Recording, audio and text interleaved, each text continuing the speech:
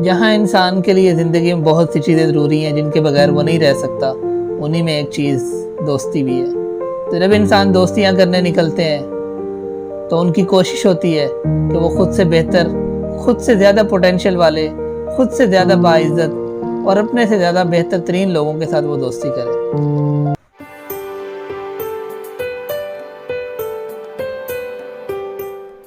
तो मेरे दोस्तों, मैं हूं आपका दोस्त हाफिज़ उमैर और आज की इस वीडियो में हम सीखेंगे कि किस तरीके से आप अपने से बेहतर और अपने से ज़्यादा कामयाब लोगों के साथ दोस्ती बना सकते हैं।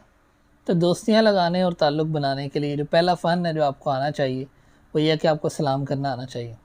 नबी करीम सल्लल्लाहु अलैहि वसल्लम ने फरमाया वतक़रउस्सलाम अला मन अरफ़्ता व मन लम तारिफ़, यानी हर बंदे को सलाम करो, आप जानते हो या नहीं जानते आप सलाम करो। सलाम करने के बहुत फ़ायदे हैं। आपका जो पहला जो स्टेप है किसी बंदे के साथ, जब आपका इंटरेक्शन होता है, आप उससे मिलते हैं, आमना सामना होता है, तो जो पहली झिझक होती है, जो हेजिटेशन होती है, वो सलाम से ख़त्म हो जाती है। सलाम के इतने फ़ायदे हैं, इतने फ़ायदे, आप अगर रोज़ाना एक जगह से गुज़रते हैं, एक दफ़ा ही गुज़रते हैं और साल में आप 365 दफ़ा गुज़रते हैं, तो आप एक बंदे से सलाम करते हैं, आपका ऐसा ऐसा रिलेशन बनता है सिर्फ सलाम से ही। सिर्फ सलाम से ही आपका दिली तौर पे एक दूसरे के साथ जो कुर्बत बनती है वो और किसी तरीके से नहीं बनती। तो आप सलाम करना सीखें। एक मुसलमान का दूसरे मुसलमान पर जो 6 हुकूक हैं उनमें से एक पहला हक़ जो है वो यही है कि एक मुसलमान जब दूसरे मुसलमान से मिले तो उससे सलाम करे। मेरे एक दोस्त थे मोहम्मद अली, मैं आपको उनका वाक़या सुनाता हूँ कि हम एक नहर के पास से गुज़र रहे थे, 2-3 दोस्त थे। तो रास्ते में ना काफ़ी सन्नाटा था, मगरिब का टाइम था। तो उस सन्नाटे में 2 लोग बड़ी-बड़ी मूंछें और चादरें उन्होंने ली हुई और उनको देख के मतलब खौफ आए, मोटरसाइकिल पे बिल्कुल रास्ते में वो खड़े हुए, ऐसे जैसे रास्ता रोक के खड़े हुए हैं। हम वहाँ से गुज़रने लगे तो अली ने ऊँची आवाज़ से सलाम किया, अस्सलाम वालेकुम जी, कैसे हैं आप, ठीक हैं? उनसे सलाम किया और हम चुप करके गुज़र गए। तो जब आगे गए, जब अकेले हुए, तो मैंने पूछा अली से, मैंने कहा अली तुमने इनसे सलाम क्यों किए? तो कहता है कि देख, अगर हम इनसे सलाम करेंगे ना तो इनको ये होगा कि शायद हमें जानता है, तो अगर ये किसी गलत इरादे से ही बैठे हुए हैं तो हमें मतलब नुकसान नहीं पहुंचाएंगे। तो सलाम करने से मतलब जो एक दिली तौर पे जो कुर्बत बढ़ती है वो उनको रोक देगी कि वो हमारे साथ कोई गलत काम करें। तो ये एक तजर्बे की बात है कि इस वजह से मैं जहाँ कहीं जाता हूँ तो मैं लाजमी सलाम करता हूँ। आप लोग भी ये चीज़ सीखें कि आपने सलाम करना है, जहाँ जाएँ, जिससे मिलें। सबसे पहला फ़न जो आपको आना चाहिए, जो सबसे पहली जो आपने जुर्रत करनी है, जो हिम्मत करनी है, वो ये है कि सर अस्सलाम वालेकुम, जनाब आली अस्सलाम वालेकुम, भाईजान अस्सलाम वालेकुम। आप सलाम करना सीखें। इस्लाम के बारे में नबी करीम सल्लल्लाहु अलैहि वसल्लम की हदीस है ना कि ला तदखुलुल जन्नत हत्ता तुमिनू, कि तुम जन्नत में दाखिल नहीं हो सकते हत्ता कि तुम ईमान ले आओ। वला तुमिनू हत्ता तहाबू, और तुम तब तक मोमिन नहीं हो सकते जब आपस में तुम लोग मोहब्बत नहीं करोगे। ईमान वाले कैसे होगे, आपस में मोहब्बत ही नहीं होगी, तो मोहब्बत कैसे होगी? कि अला अदुल्लुकुम अला शैइन, कि मैं तुम्हें ऐसी चीज़ की तरफ रहनुमाई ना करूँ कि अगर तुम वो करोगे तो तुम तहाब, तुम मोहब्बत करने लग जाओगे। तो साहबा ने पूछा बताइए क्या है वो? तो आप सल्लल्लाहु अलैहि वसल्लम फरमाया अफ़शुस सलाम बैनकुम, अपने दरमियान सलाम को आम कर दो। इतना सलाम करो, बार बार अस्सलाम वालेकुम अस्सलाम वालेकुम अस्सलाम वालेकुम। जब आप बार बार सलाम करते हो तो सलाम का मतलब क्या है कि तुम पर सलामती हो, आप दूसरे को दुआ दे रहे हो।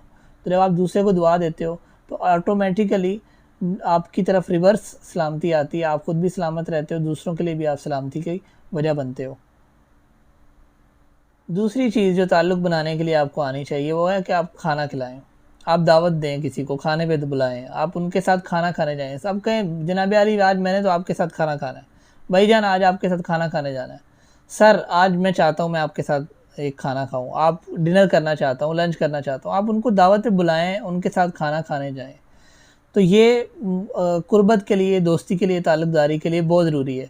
ये भी एक आज़माया हुआ नुस्खा है कि हम जब यूनिवर्सिटी में पढ़ते थे तो कोई भी दोस्त, कोई भी लड़का जिनके साथ हम ताल्लुक़ बनाना चाहते थे, दोस्ती करना चाहते थे, उनसे कुछ सीखना चाहते थे, एक नेटवर्किंग चाहते थे, तो हम उनके साथ सलाम दुआ के बाद यही चाहते थे कि भाईजान आए खाना खाने चलते हैं, आए फ्रूट चाट खाते हैं, दही बल्ले खाते हैं। तो उनको खाने पे हम दावत देते थे। तो जब आप मिल बैठ के खाना खाते हैं, जब आप कुछ टाइम एक दूसरे के साथ खाने के बहाने स्पेंड करते हैं तो उसकी मोहब्बत ही और होती है। और खाना एक ऐसी चीज़ है कि आपका कोई इनकार नहीं करेगा जब आप किसी को बुलाएंगे। तो आप लोगों को इनवाइट करेंगे, जिस को भी इनवाइट करेंगे वो आपके साथ खुद ब खुद ही उसकी एक ताल्लुकदारी बनती रहेगी, आपको ना भी नहीं करेगा। और मुसलमान पे जो दूसरा हक़ है वो ये भी है कि अगर कोई दावत दे तो दूसरा उस दावत को कबूल करे। तो आप दूसरों को कह सकते हैं कि सर आपके ऊपर मेरा हक़ है कि मैं आपको दावत दे रहा हूँ, तो आप उसको कबूल करें, आप मेरे साथ बैठ के खाना खाएँ। तो आप बताएं आप कब फ्री हैं, मैं 1 टू 1 आपके साथ बैठ के खाना खाना चाहता हूँ फ़लाँ जगह पे। अपने अपने जो बजट के मुताबिक आप कोई जगह चूज़ कर लें, घर पे बुलाना है घर पे बुला लें, जिस तरीके से आप ताल्लुक़ चाह रहे हैं। नबी करीम सल्लल्लाहु अलैहि वसल्लम से पूछा ना, जब किसी सहाबी ने उन्होंने पूछा कि जी आप सल्लल्लाहु अलैहि वसल्लम से अय्युल अमली अफ़ज़ल है, अल्लाह के नबी सल्लल्लाहु अलैहि वसल्लम कौन सा अमल अफ़ज़ल है? तो नबी सल्लल्लाहु अलैहि वसल्लम ने फरमाया कि अन तुतिअमत ताम, कि तुम खाना खिलाओ, ये बहुत अफ़ज़ल काम है। और दूसरा बताया कि व तक़राउस सलाम, और तुम सलाम करो, अला मन अरफ़्ता व मन लम तारिफ़, जिसको तुम जानते हो या जिसको नहीं जानते तुम उसको बस सलाम करो। तो ये 2 अमल बताए जो अफ़ज़ल हैं। कौन कौन से? पहला ये कि आप खाने खिलाएँ, लोगों को खाने पर बुलाएँ, और दूसरा ये है कि आप सलाम करना सीखें, लोगों को सलाम करें, जिससे मिलें, आप जानते हैं नहीं जानते आप उससे सलाम करें। तो ये होगी 2 टिप्स। तीसरी चीज़ ये है कि आप खुशी गमी में शरीक होना सीखें, दूसरों को टाइम देना सीखें।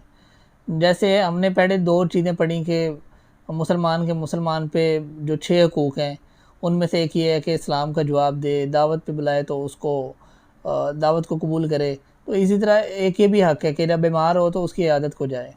तो आपके ऊपर फ़र्ज़ है कि आपका कोई भी यार दोस्त, कोई रिश्तेदार कोई बीमार होता है, आप उसकी इयादत ज़रूर करें। और चौथा ये कि अगर कोई फ़ौत हो जाए तो उसके जनाज़े पे जाएँ, ये भी आपके ऊपर हक़ है।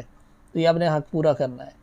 तो आप जितना किसी की खुशी गमी में शरीक होंगे, ख़ास तौर पे गमी में आप लाज़मी शरीक हों। खुशी में तो हर बंदा शामिल हो जाता है, पूरा गाँव ही इकट्ठा हो जाता है, लेकिन गमी में कोई इकट्ठा होता है। तो आप कोशिश करें कि आप लोगों के गमों में और लोगों की प्रॉब्लम्स में, उनकी परेशानियों में उनका साथ दें, उनके साथ बैठें, उनसे बातें करें, उनके दुःख गम को शेयर करें।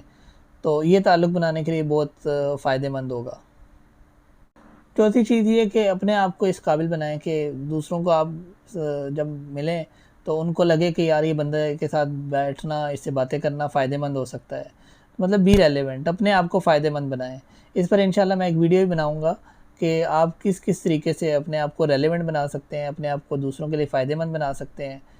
तो आप ये सीखें। अब देखें कि आप खुद सोचें कि अगर किसी दोस्त की कोयले की दुकान हो, तो अब वो खुद कपड़े उसके काले, उसके हाथ पाँव काले, उसकी दुकान पे जाके बैठोगे आप भी काले, तो आप कोशिश करोगे कि यार उस दुकान के बाहर ही मिलो, आप उससे ऐसे टाइम मिलो जिस टाइम वो घर पे हो, ताकि आपके कपड़ों पे इतना कालक लगे ना।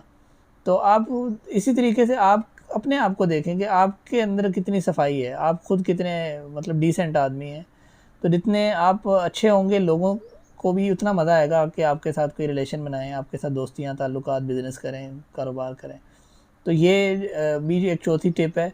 इंशाल्लाह इस पे बड़ी एक वीडियो बनाऊँगा कि कौन-कौन से तरीके हैं कि आप अपने आप को मुफीद बना सकते हैं। 5वीं टिप ये है कि आप गिफ्ट करें। आप जिनसे ताल्लुकात चाहते हैं आप उनको गिफ्ट करें, एवरी टाइम गिफ्ट करें, हर मौके पे गिफ्ट करें। गिफ्ट तो एक ऐसी चीज़ है कि गैर मुस्लिम को भी दिया जा सकता है और गैर मुस्लिम से लिया भी जा सकता है। तो तोहफ़े देने से मोहब्बत बढ़ती है।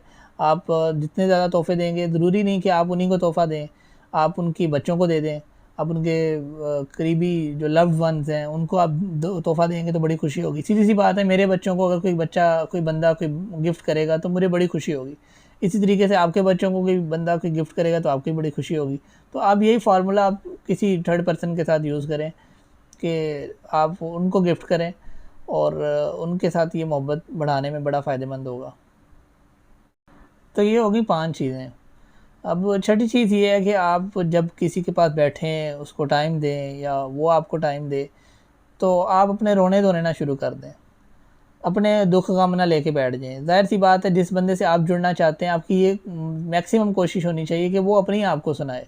वो अपने दिल के बोझ को हल्का करे आपके साथ बैठ के। जितना आप उसको सुनेंगे उतना ज़्यादा रिलेशन मज़बूत होगा। बजाय ये कि आप उसके पास बैठें और आप अपने रोने-धोने शुरू हो जाए, मेरी खाला को ये हो गया, मेरे मामू को ये हो गया, मेरे अंकल को ये, मेरे चचा ये और मैं वो, और मुझे अपनी जॉब की कहानियाँ सुनाने लग जाएँ, अपने बॉस की कहानियाँ सुनाने लग जाएँ, अपने ऑफ़िस की पॉलिटिक्स बताने लग जाएँ। तो आप इन चीज़ों से अवॉइड करें। आप मैक्सिमम कोशिश करें कि जिसके पास आप बैठे हैं आप उसकी ज़्यादा से ज़्यादा सुनें। जितना मैक्सिमम आप उसको सुनेंगे उतना ज़्यादा वो आपके करीब होता रहेगा। तो जो ट्रांजैक्शन ऑफ वर्ड्स होती है ये लोगों को एक दूसरे के बहुत ज़्यादा क्लोज़ करती है। तो उसके बाद अगली टिप ये है, जो 7वीं टिप बनती है, वो ये है कि आप जब किसी से मिलते हैं, बातें-चीतें करते हैं, उनके इंटरेस्ट को देखते हैं, तो आपको एक कॉमन इंटरेस्ट नज़र आएगा कि यार वो भी वॉलीबॉल को पसंद करता है, मैं भी वॉलीबॉल पसंद करता हूँ। या जी उसको फ़लाँ टॉपिक पे बुक्स बहुत पसंद है, मुझे भी बहुत पसंद है। फ़लाँ स्पीकर को वो भी बहुत पसंद करता है, फ़लाँ कारी साहब का वो बहुत फ़ैन है, फ़लाँ हाजी साहब को वो बहुत मानता है, मैं भी उन्हीं को मानता हूँ। तो आप एक कॉमन इंटरेस्ट अपने अंदर तलाश करें कि कोई भी ऐसी चीज़ जब आप करते हैं तो आपको पता चलता रहेगा इस बंदे का किस-किस चीज़ में इंटरेस्ट है। आपको अपने भी इंटरेस्ट का पता है। तो जब आपका कोई भी इंटरेस्ट जब मैच कर जाएगा और वो एक कॉमन इंटरेस्ट हो जाएगा, तो आपका एक रिलेशन मजबूत करने में एक फ़ायदेमंद होगा। फिर आप उस इंटरेस्ट की वजह से एक-दूसरे से मिलना चाहेंगे, यार वो मैंने आपसे वो वाली बात करनी थी, वो छेड़ी थी ना, तो आप इस तरीके से आप उसको गाहे-बगाहे मुलाकात के लिए आमादा करते रहेंगे, तो एक कॉमन इंटरेस्ट जो मिल जाएगा। तो इसकी 7वीं टिप यही है कि find a common interest and work on it, कि एक कॉमन इंटरेस्ट तलाश करें और फिर उस पे काम शुरू कर दें। तो ये आपकी कुर्बत के लिए, आपको करीब करने के लिए, आपकी दोस्ती के लिए, आपकी ताल्लुकदारी के लिए बहुत फ़ायदेमंद होगा। तो 8वीं बात ये है कि आप जब किसी से मिल रहे हैं तो बनावटी नहीं बनें। कई लोग जब दूसरों से मिलते हैं बड़े हाजी-सनाउल्लाह बन जाते हैं। ऐसे हो जाते हैं जैसे उनसे कोई समझदार, उनसे ज़्यादा शाना, उनसे ज़्यादा हाजी सनाउल्लाह, उनसे ज़्यादा मोहम्मद शरीफ कोई है ही नहीं। तो ये एक गलत बिहेवियर है। बहुत से लोगों को हम मार्केट में दोस्तों यारों में मिलते हैं कि जब वो फर्स्ट टाइम मिल रहे होते हैं तो ऐसे मिलते हैं जैसे बस जी परा-परा हो जो सारे। ये बहुत बड़ा जीनियस आदमी मिल गया जी, ऐसी बातें करेंगे और वो सब बनावटी होंगी। जब आप बाद में उनसे मिलेंगे तो उनके अमल में आपको वो चीज़ें नज़र नहीं आएँगी। उनकी बाद वाली वो बातें भी नहीं होंगी। बाद में वो पता चलेगा ये तो वाक़ई मोहम्मद शरीफ था जी, ये तो बहुत ही बढ़िया आइटम है और मैं इसको गलत समझ बैठा। तो आप जब भी किसी के साथ ताल्लुक़ बनाएँ तो फेयर होके मिलें, जो आप रियल हैं, आप रियल ही बन के मिलें। आप जब बनावटी लहज़े बनाएँगे, वो मैं ये कहना चाहता था, ये बनावटी लहज़ों से ताल्लुक़दारियाँ नहीं बनती। और बनावटी रिलेशनशिप्स के साथ खुद को कुछ और शो करना, आप हैं कुछ और, बताना कुछ और, तो इनसे ताल्लुक़दारियाँ नहीं बनती। लोगों को जब आपकी रियलिटी पता चलेगी, लोग आपसे दूर हो जाएँगे। आप किसी को पहली दफ़ा मिले, वो मैं असल में कनाडा गया हुआ था ना, मैं अभी वापस आया हूँ। बाद में उसको पता चलेगा आप कनाडा क्या, आप तो साथ वाले कभी शहर में या गाँव में नहीं गए, कभी आप अपने मोहल्ले से कभी बाहर निकले ही नहीं हैं, तो आपसे बदज़न हो जाएगा। तो आप रियल होके मिलें लोगों के साथ, जो आप हैं, वो आप हैं और आपको उस पे प्राउड होना चाहिए, आपको खुशी होनी चाहिए कि अल्लाह ने मुझे ऐसा बनाया है। अपनी जो ख़ामियाँ उनको दूर करें और लोगों के साथ रियल होके मिलें। सेकंड लास्ट और 9वीं जो चीज़ है वो ये है कि लोगों को स्पेस दें। स्पेस देने का मतलब है कि आप हर वक़्त उनके सर पे ना चढ़े रहें, उनको टाइम दें। उनकी बहुत ज़्यादा ये कोशिश भी करें कि आप उनकी मानें, उनकी मर्ज़ी के मुताबिक उनसे मुलाकात करें। वो कह रहे हैं अभी आज नहीं, आप कहते हैं नहीं मैं तो आज ही मिलना है भई, बस जी मैंने तो आज ही मुलाकात करनी। नहीं, आप उनको थोड़ा-सा टाइम दें। आप उनको जितना टाइम देंगे, जितना ईज़ी वे से आप उनसे मुलाकातें करेंगे, बैठेंगे, उनके साथ रिलेशन बनाने में आपको उतना ही ज़्यादा फ़ायदेमंद रहेगा। तो हर वक़्त सर पे चढ़े रहना, फ़ोन पे फ़ोन, हर वक़्त किधर हो, कहाँ हो, क्या कर रहे हो? इस तरीके से रिलेशंस नहीं बनते। आप उनको आज़ादी दें, फ्रीडम दें और उनको स्पेस दें, बातचीत में आसानी दें, तो आपका रिलेशन चाहे थोड़ा-सा देर से बन जाए लेकिन बहुत मज़बूत बनेगा। आखिरी चीज़ यही है कि जो हमने कुरान पाक में पढ़ा है, कुरान पाक के मिड में एक मोटा-सा बोल्ड करके वर्ड लिखा होता है, वलियतलत्तफ़, कि साबिक़ाफ़ जब गार से बाहर निकले, उन्होंने अपने बंदे को भेजा ना कि जाओ बाहर जाके पता करो फ़लाँ-फ़लाँ चीज़ें कितने की मिलेंगी, क्या रेट है, ये वो कुछ खाने-पीने के लिए कुछ चीज़ लेकर आओ। तो उन्होंने उसको बाहर निकलते हुए एक नसीहत की, उन्होंने कहा देखो नरमी से बात करना। तो आप अपने अंदर नरमी लेकर आएँ। रिलेशनशिप्स में नरमी बहुत ज़्यादा इम्पोर्टेंट है। आप जितने पाड़े खां बन के मिलेंगे ना, उतना आपका रिलेशन नहीं बनेगा। आप अपने आप को थोड़ा-सा नीचे लेकर आएँ और नरमी बरतेंगे, ताल्लुक़दारी में फ़ायदा होगा और सिला रहमी इम्पोर्टेंट है इसमें। आप उनके गुनाहों को, उनकी गलतियों को माफ़ करना सीखें, अपनी तरफ ज़्यादा देखें, उनकी तरफ वो वाले कैमरे लगा के ना जाएँ कि मैं देखूँ तो सही ये क्या-क्या है। उनके लिए जासूसी करना, उनके लिए उनके गुनाहों के लिए ताक में रहना, इससे बचें। ताल्लुक़दारी चाहते हैं तो अवॉइड करें इन चीज़ों को। तो मुझे उम्मीद है कि ये जो आपको 10 टिप्स बताई हैं, ये आपके रिलेशन में बहुत ज़्यादा फ़ायदेमंद होंगी। ताल्लुक़ बनाने में आसानी होगी। और क्योंकि ये आज़माए हुए नुस्खे हैं और ये कुछ इनमें से ऐसे अल्फाज हैं जो अल्लाह के नबी सल्लल्लाहु अलैहि वसल्लम के कहे हुए हैं। अल्लाह ताला ने बराह रास्त कुरान पाक में ये आखिरी वर्ड बोला है, वली तलतफ़। तो ये ऐसे वर्ड्स हैं जो हज़रत जिब्राईल अलैहिस्सलाम और सहाबा किराम और पता नहीं किन किन के नेक हस्तियों की ज़ुबानों से निकले हुए वर्ड्स हैं। ये गलत नहीं हो सकते, ये आपका रिलेशन लाजमी बनवाएंगे, आपका रिलेशन बन के रहेगा। हाँ, वो लोग जिनका लिखा ही नहीं हुआ कि आपके साथ बननी है, वो आपका सगा भाई भी हो तो नहीं बननी, लेकिन ये वो रिलेशन हैं, ये वो टिप्स हैं कि इनमें इंशाल्लाह इंशाल्लाह मैक्सिमम चांसेस हैं कि आपकी किसी के साथ दोस्ती रिलेशन बनेगा और आप इस मिशन में लाजमी कामयाब होंगे। उम्मीद है आपको ये पसंद आई होगी। दुआ में याद रखिएगा, चैनल को सब्सक्राइब करिएगा और भाई को और क्या चाहिए। शुक्रिया जी, अस्सलाम वालेकुम।